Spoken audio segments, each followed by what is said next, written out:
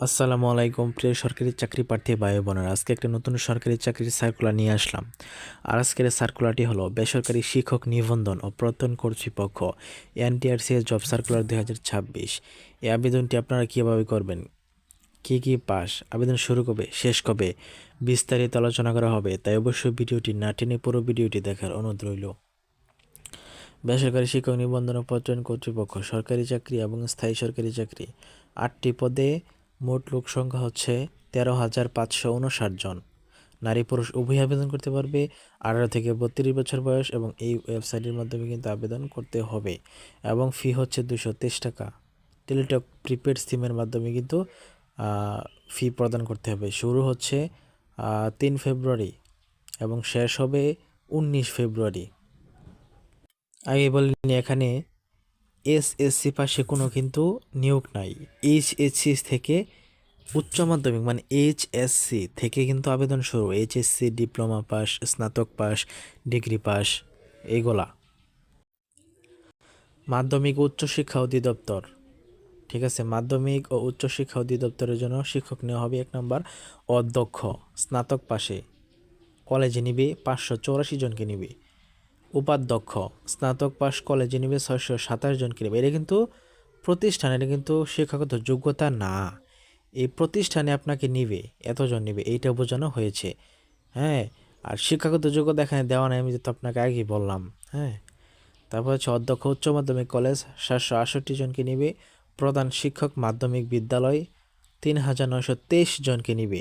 সহকারী প্রধান শিক্ষক মাধ্যমিক বিদ্যালয় 3,872 জনকে নেবে। প্রধান শিক্ষক নিম্ন মাধ্যমিক বিদ্যালয় 504 জনকে নেবে। ঠিক আছে, তার মানে মোট শূন্যপদ 10,278টি। কারিগরি শিক্ষা দপ্তরে অধ্যক্ষ নেবে ব্যবসায়ী ব্যবস্থাপনা 110 জনকে। সুপার ভোকেশনাল নেবে 40 জনকে।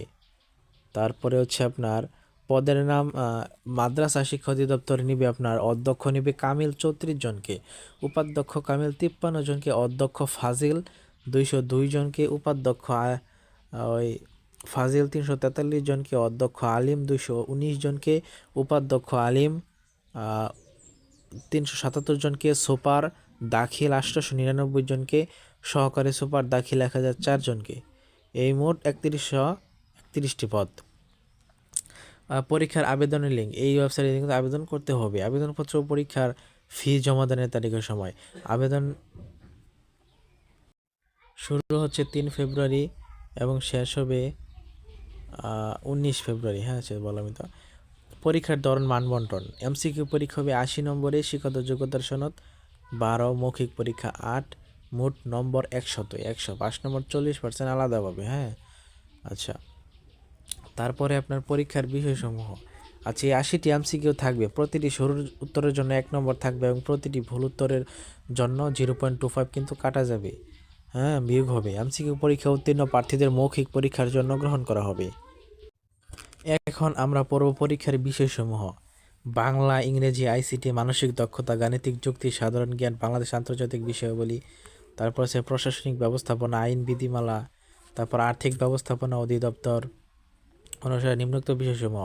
মাধ্যমিক, উচ্চ মাধ্যমিক, সাধারণ শিক্ষা ব্যবস্থা, কারিগরি শিক্ষা অধিদপ্তর, কারিগরি ব্যবস্থাপনা, মাদ্রাসা হচ্ছে মাদ্রাসা ব্যবস্থাপনা। হ্যাঁ, এগুলা। যোগ্যতা অভিজ্ঞতা 3 অধিদপ্তর কর্তৃক সর্বশেষ জারিকৃত জনবল কাঠামো এমপিও নীতিমালা মোতাবেক কাম্য শিক্ষাগত যোগ্যতা অভিজ্ঞতা প্রযোজ্য। তারপর নিয়োগ সুপারিশ প্রক্রিয়া, এমসিকিউ মৌখিক পরীক্ষায় মোট প্রাপ্ত নম্বরের ভিত্তিতে মেধাক্রম ও পছন্দক্রম অনুসারে টেলিটক বাংলাদেশ লিমিটেডের তত্ত্বাবধানে সফটওয়্যারের সাহায্যে শতভাগ অটোমেশন ও স্বয়ংক্রিয় পদ্ধতিতে নিয়োগ সুপারিশ কার্যক্রম সম্পাদন করা হবে। তো বন্ধুরা, দেখতে পাচ্ছেন সার্কুলারটি। তো আমি আরেকটা কথা বলে নিই, আমার চ্যানেলে আপনারা কিন্তু কোনো ভুয়া সার্কুলার পাবেন না। তাই অবশ্যই নিশ্চিন্তে বিশ্বাসভাবে কিন্তু আমার চ্যানেলটা আপনারা সাবস্ক্রাইব করতে পারেন, আপনাদের বন্ধুদের মাঝে শেয়ার করতে পারেন, যাতে তারাও জানতে পারে। হ্যাঁ, আমার চ্যানেলে আপনি কোনো ভুয়া সার্কুলার পাবেন না এবং সরকারি চাকরির সার্কুলার মাত্রই পাবেন, সবার আগে পাবেন ইনশাআল্লাহ। আপনাদের কোনো প্রশ্ন থাকলে অবশ্যই আমাকে কমেন্টে জানাবেন, ভুল ত্রুটি মার্জনীয়। আসসালামু আলাইকুম।